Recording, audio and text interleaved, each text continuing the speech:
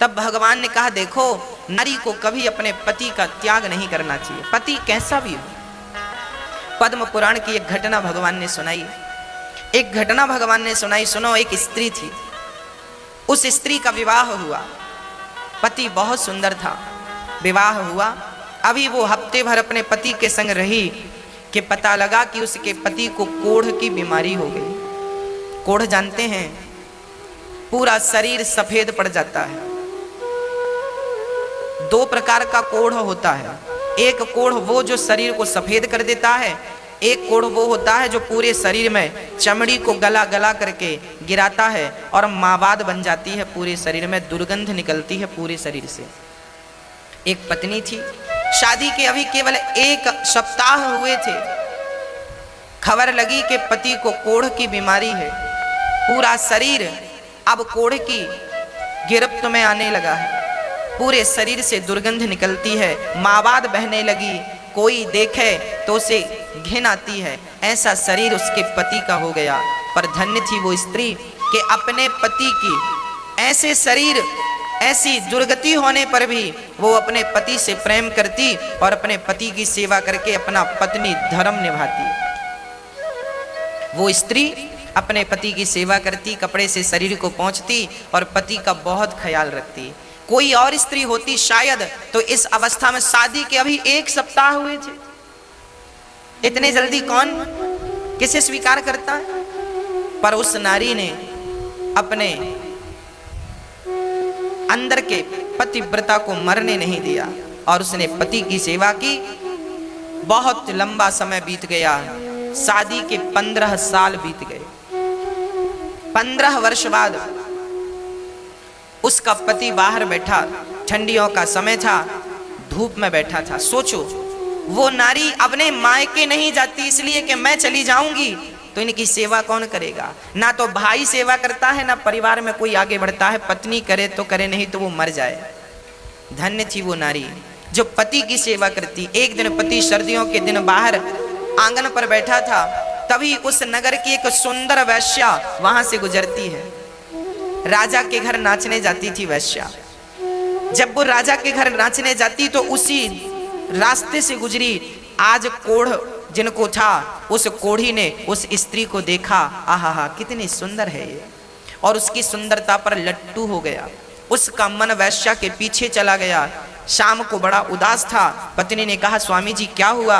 तब कह दिया, क्या बताऊं, आज यहाँ से वो स्त्री गई, उसके संग मेरा मन चला गया।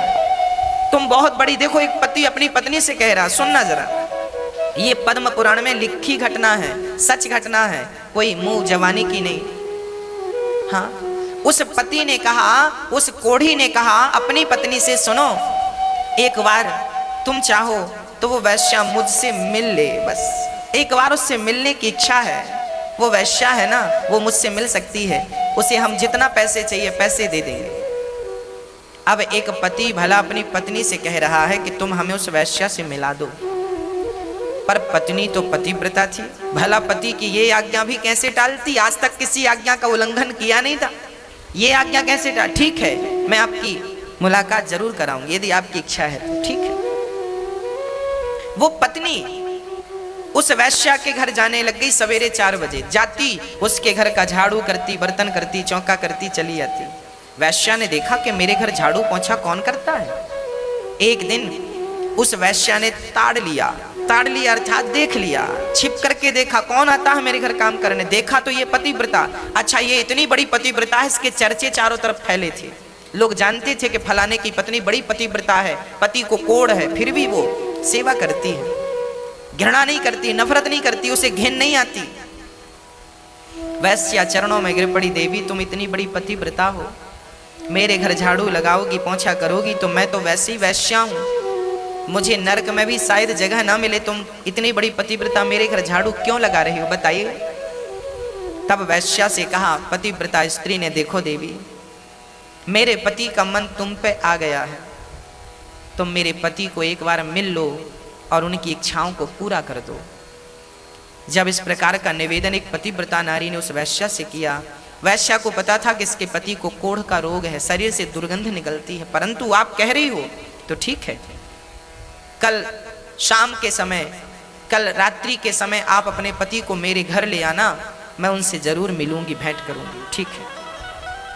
अब ये पतिव्रता नारी अपने पति को ये समाचार सुनाती है कि वो आपको कल मिलेंगी। अब तो ये पति बड़ा प्रसन्न हो गया। दूसरा दिन हुआ, शाम हुई, चलने का इंतजार। अच्छा, ये कोढ़ी था, ज्यादा दूर चल नहीं सकता था, शरीर जर्जर था। हाँ, शरीर बीमार था ना, शरीर जर्जर था। शरीर तो जर्जर था पर मन चंगा था। कुछ दूर चला, पत्नी ने हाथ पकड़ करके अपने पति को चलाया। इसके बाद थक गया, कहने लगा मैं चल नहीं सकता पर मेरी इच्छा है उससे मिलने की। बैठ गया, रोने लगा। पत्नी ने कहा स्वामी जी रोइए मत, आप मेरे कंधे पर बैठकर चलिए। तब पत्नी ने अपने पति को अपने कंधे पर बिठाया। जरा दृश्य देखिएगा, ऐसा भारत और ऐसी पतिव्रताएं आगे मैं स्पष्टीकरण करूंगा।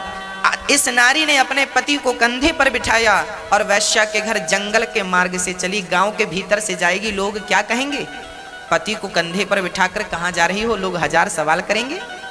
जंगल के मार्ग से जा रही है, कोई देख ना सके। पर उस जंगल में एक घटना और घटने वाली थी। क्या घटना थी? वहां पर एक संत बैठे थे। हाँ, वो संत, एक वहां का जो राजा था, उस राजा के घर में कुछ चोरों ने चोरी करी। चोरी करके धन संत की कुटिया पे छिपा दिया। राजा के सिपाहियों ने संत की कुटिया से धन को बरामद किया तो उन्हें लगा चोर ये बाबा ही है। तो उस संत को चोर समझकर राजा के सिपाहियों ने उसे सूल पर टांग दिया। सूल, पैना सा सूली अलग है, सूली मतलब फांसी। सूली अलग होती है, सूल अलग होता है। सूली, सूल पर एक पैना सा सूल कांटे की तरह जमीन पर गाड़ा और उसे उस सूल पर बिठा दिया। वो बाबा जी के शरीर में सूल चुभता हुआ नीचे से लेकर ऊपर सिर पे निकल गया। पर संत असली थे, समाधि असली थी, सूल उनका कुछ बिगाड़ ना सका। सिपाही राजा के वहां से भागे। बाबा जी रात्रि हो गई, सूल पर लटके रहे। अब ये पतिव्रता नारी अपने पति को कंधे पर बिठाकर जब ले गई तो इसे रास्ते में दिखाई ना पड़ा, अंधेरी रात थी। तो इस नारी के कंधे पर जो पति बैठे थे, पति का सिर बाबा जी के पांव से टकरा गया, क्योंकि बाबा जी सूल पर लटके थे, ऊपर थे, और इसका पति भी कंधे पर था। तो इनका सिर बाबा का पांव यूं टकरा गया, और जैसे ही टकराया बाबा की समाधि खुल गई। बाबा ने श्राप दे दिया, जिसने मेरी समाधि भंग की वो सूर्य उदय होते ही मर जाएगा। अब जैसे ये श्राप लगा तो कोढ़ी राम तो लगे रोने, मैं तो गया काम से। वो तो लगा रोने, वैश्या को भूला, सब कुछ भूला, लगा रोने, मैं तो गया काम से, मैं तो मर गया। पर वो पतिव्रता नारी, उसने कहा हे सूर्य भगवान, यदि मैं सच्ची पतिव्रता हूं और अपने पति के अतिरिक्त मैंने कभी किसी पराये पुरुष का स्वप्न में भी चिंतन ना किया हो, तो सूर्य भगवान जब तक मैं ना कहूं आप प्रकट ना होना, क्योंकि आप प्रकट होंगे तो मेरे पति मर जाएंगे। ये संत का श्राप है। तो सूर्य उदय ही नहीं होगा, कहानी खत्म। भक्तों, 24 घंटे बीत गए, 48 घंटे बीत गए, हाहाकार मच गया, सूर्य का आता पता नहीं। हाहाकार ब्रह्मलोक में मच गया, सूर्य क्यों नहीं निकल रहे हैं? सूर्य बोले मैं नहीं जाऊंगा, नहीं भस्म हो जाऊंगा उस नारी के कारण। वो इतनी बड़ी पतिव्रता है कि सूर्य की गति को रोक दिया उन्होंने। रुक गए सूर्य भगवान, स्थित हो गए, स्थिर हो गए।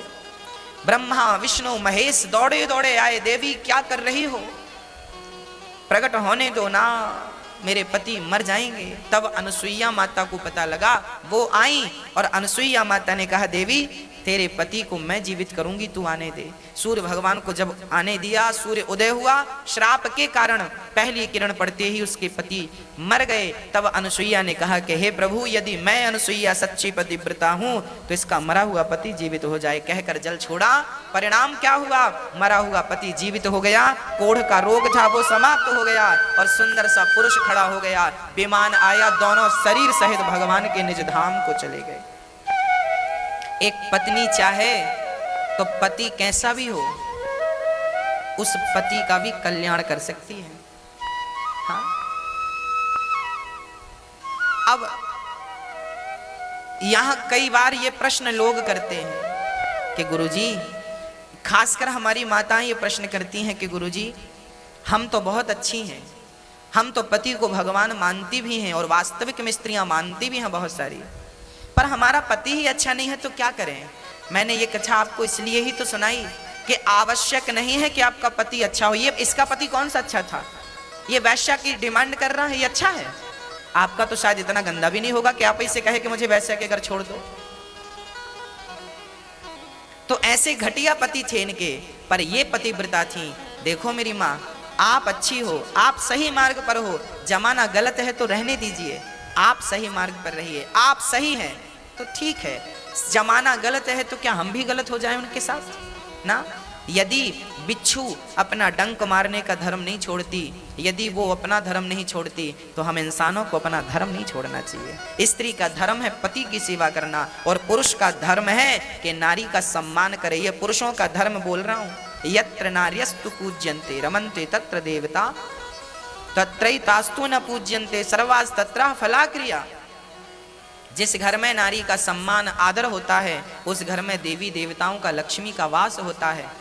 जिस घर में नारी का सम्मान नहीं होता, उस घर में बहुत ज़्यादा बाधाएं होती हैं, उत्पन्न होती हैं, समस्याएं होती हैं, अशांति बनी रहती है।